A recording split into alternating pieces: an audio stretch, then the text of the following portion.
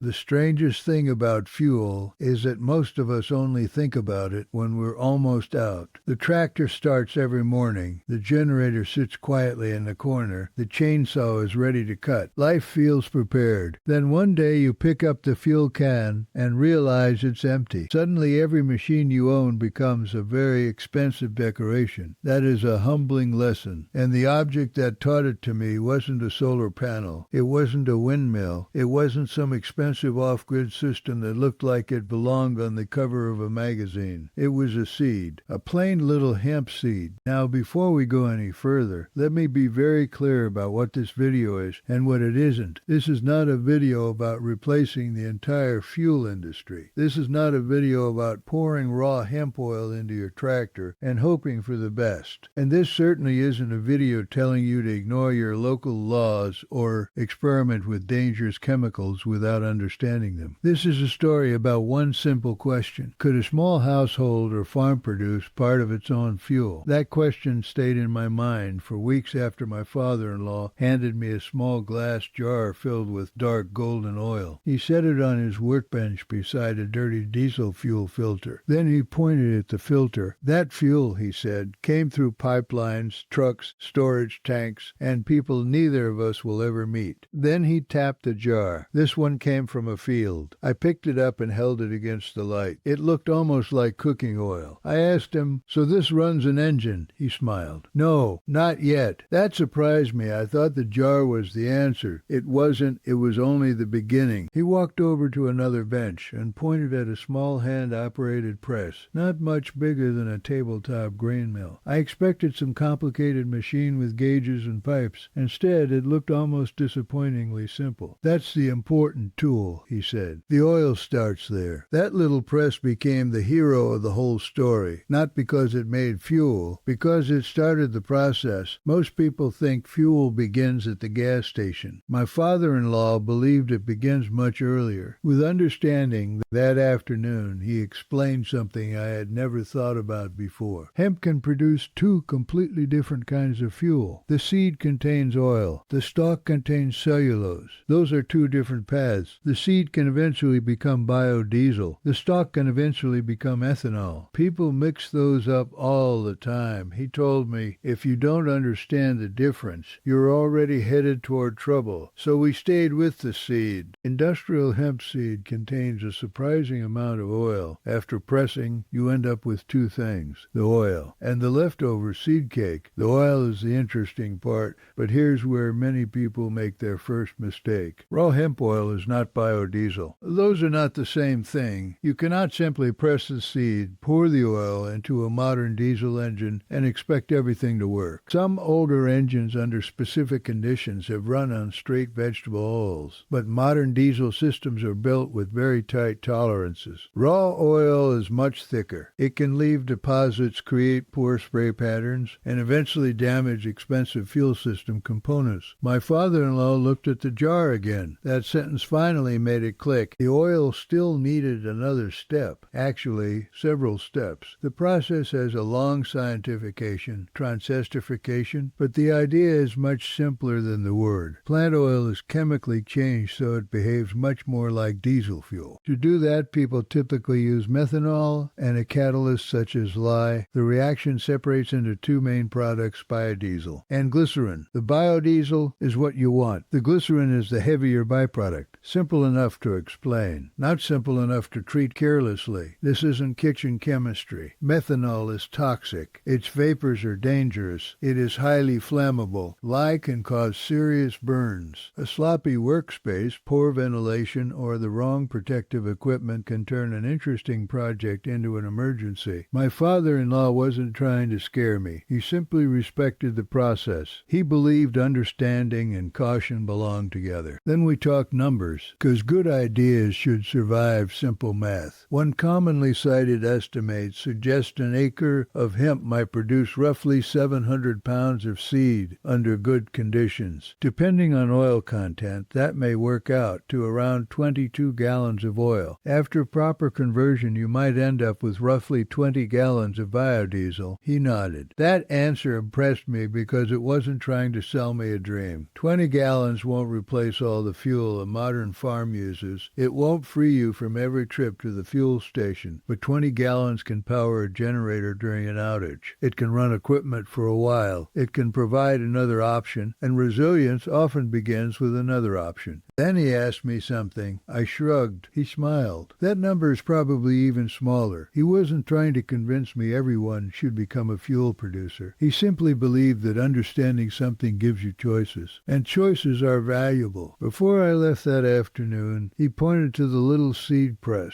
One more time. The press isn't exciting, he said. At the time, I thought the exciting part would be the finished fuel. Looking back now, I think he was right. The little press sitting quietly on that workbench taught me more about independence than the jar ever did, because it reminded me that every finished product starts somewhere, and sometimes that somewhere is much smaller than we imagine. The next time I visited, the little seed press was gone from the workbench. For a moment I thought he had sold it. Instead, he waved me toward another table. There sat several clean glass containers. One held freshly pressed hemp oil. Another held a darker, thicker liquid. Beside them sat a notebook filled with dates, temperatures, measurements, and observations. I looked at the notebook and laughed. He smiled. That notebook taught me something almost as important as the press itself. The biggest danger in homemade fuel isn't bad luck. It's guessing. Guessing measurements. Guessing temperatures. Guessing whether a batch is finished. Guessing whether the fuel is clean enough. My father-in-law never guessed. He measured. Every batch. Every time. He explained that after pressing the oil, the work had only begun. The oil had to be filtered. Little pieces of seed dust, moisture, anything left behind could become a problem later. Only clean oil belonged in the next step. Then came the chemical reaction. Again, he reminded me this wasn't something to rush into. Methanol, lye, proper protective equipment, good ventilation, no children nearby, no open flames, no shortcuts. The goal wasn't simply making fuel. The goal was making fuel safely. That applied to engines just as much as people. Once the reaction finished, the mixture rested. Slowly, 2 layers formed. The lighter biodiesel floated above. The heavier glycerin settled below. Seeing those layers separate was strangely satisfying. It was one of those moments where science stopped feeling like something trapped inside a textbook. You could actually watch it happen. The biodiesel still wasn't ready. It needed washing. Many beginners skip this step because the fuel already looks finished. It isn't. Washing removes leftover catalysts, traces of methanol, soaps, and other impurities. Leave those behind and they can cause trouble later. After washing, the fuel had to dry completely. Water is one of the last things you want in diesel fuel. Even small amounts can lead to poor combustion, corrosion, microbial growth, and expensive fuel system problems. Another simple sentence, another useful lesson. Before any batch ever reached an engine, he tested it. Not because he distrusted the process, because he respected the engine. That changed the way I thought about homemade projects. Testing wasn't doubt. Testing was responsibility. Then we talked about something most people never think about: storage. Good fuel can become poor fuel if stored carelessly. Containers matter. Keeping water out matters. Keeping dirt out matters. Even time matters. Fuel changes while it sits. He stored everything carefully, labeled every container, and never mixed old fuel with new without knowing exactly what he was doing. Then he surprised me again. He said growing the hemp might be the easiest part. At first I didn't believe him. Surely growing the crop was the hard work, he explained. Before planting anything, you need to understand the laws where you live. Industrial hemp is legal in many places, but regulations, storage, transportation, local rules, they all matter. Ignoring them doesn't make them disappear. He always believed paperwork was easier than courtrooms. That seemed like sensible advice. Then came another question I hadn't considered. Would you even grow the seed? Or would you simply buy cold-pressed hemp oil? Growing gives more independence. Buying gives more simplicity. Neither answer is automatically right. Each comes with different costs, different risks, different rewards. That's another thing I appreciated about him. He almost never told people what they should do. He simply explained the trade-offs. Growing hemp means thinking about soil, weather, harvesting, drying, cleaning, and storage.